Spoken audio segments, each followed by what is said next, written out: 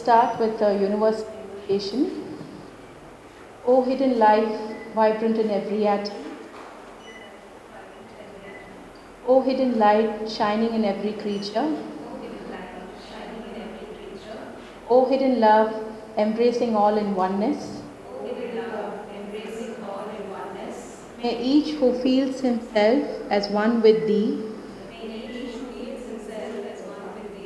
know he is also one with every other.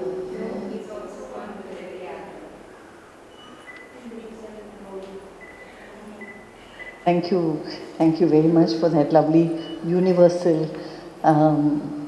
invocation. And so it gives me really great pleasure to introduce Aditi, who is of course no stranger to DakshinaChitra. She has been in charge of designing and presenting our newsletters for maybe over a decade. And of course she knows Debbie and DakshinaChitra well before that.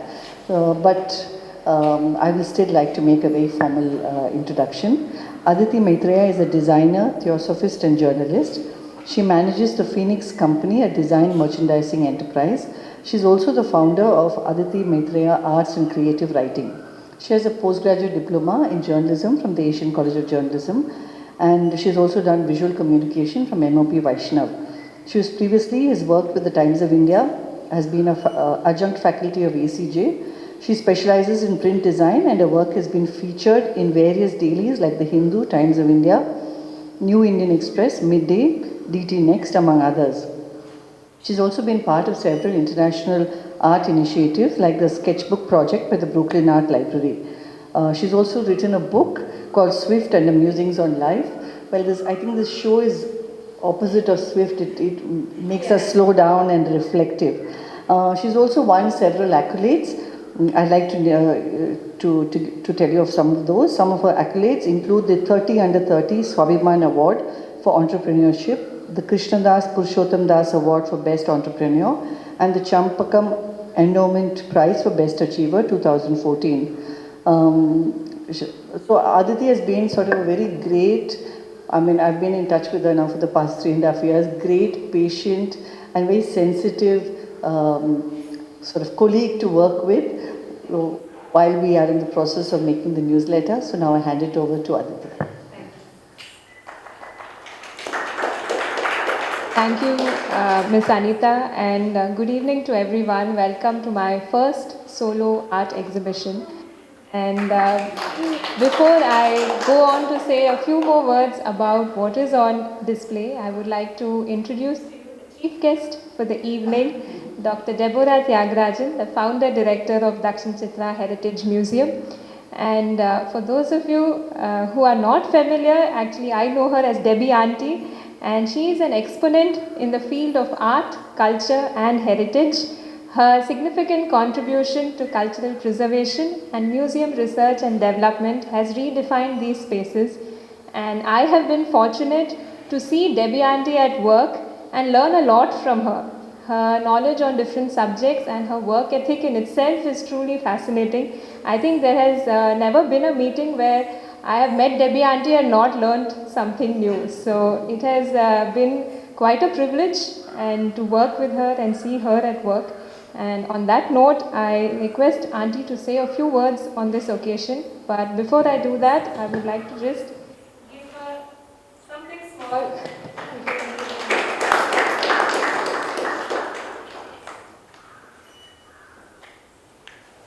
Well, it's certainly a pleasure to be the chief guest for this exhibition. As she said, I've worked with her for many years and knew her dad quite well also. And it's really been a pleasure. She has a phobia about dogs, so when she comes to my house, she calls ahead and says, "Are all the dogs locked up?" And we lock up all 4 dogs, and then Aditi comes inside. But to get back to this exhibition, when I first came in, I thought, gee, there's not much on the walls. But then when I started to look carefully at the paintings and read the text, I understood what it means to pause and what significance is what she said. She has one, I was just in Kodaikanal, and I finished a book called the Murikari Bookshop. It's about a second-hand bookshop in Tokyo, in a Tokyo neighborhood only full of bookshops. And she quoted an author that said, when you actually see, it means you take possession of what you see. And she has said, when you look, it can be very transformative. And I think that she has really internalized all of the special emotions that we should have every day. I think it's very important. And I would request each of you to look carefully at the paintings and then read the text. But the paintings themselves say a lot. They look simple, but they're not simple at all. I think she's done a very, very good job. And with the 12 aspects of Japanese life, the Ichigo and Ichige, and that's also very, very interesting. You can see that Japanese thought has definitely influenced her, both in this exhibition and in that exhibition. So congratulations. It's a lovely exhibition. Thank you.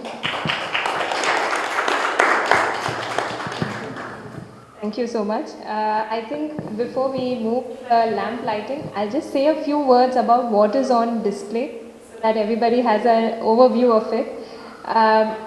The title of the exhibition is ICHIGO ICHIE, as she said, and it is Japanese for one lifetime, one meeting, which means that it asks you to cherish the present moment because it will never come back the way it is now.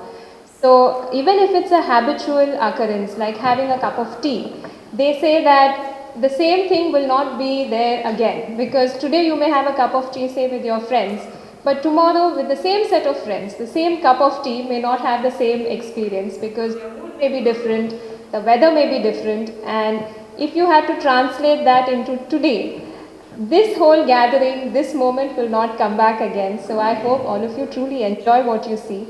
And as part of the exhibition, you have two collections of mine. One of it is called Play Pause, and it features 12 of my acrylic paintings, and it asks you to pause and play the song of life, and it uses music as a metaphor to convey that. And all the paintings are arranged as per season. So you have spring, summer, rainy and winter, so see all of that. And then you move on to the next exhibition, which is Ikigai. And Ikigai has 12 Japanese concepts as seen through an Indian artist's lens.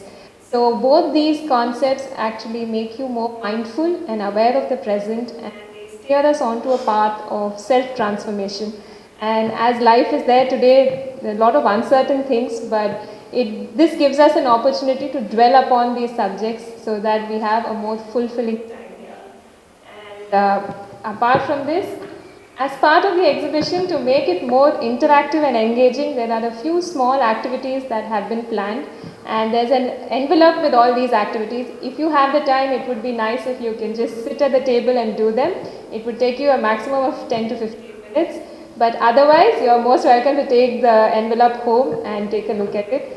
I would request you to share feedback once you do the activities, because a lot of time and effort has gone into making it. The entire exhibition is bilingual so that everybody has an access to what is written, and even the activities have been made bilingual. I would now like to proceed with the lamp lighting ceremony. First, I request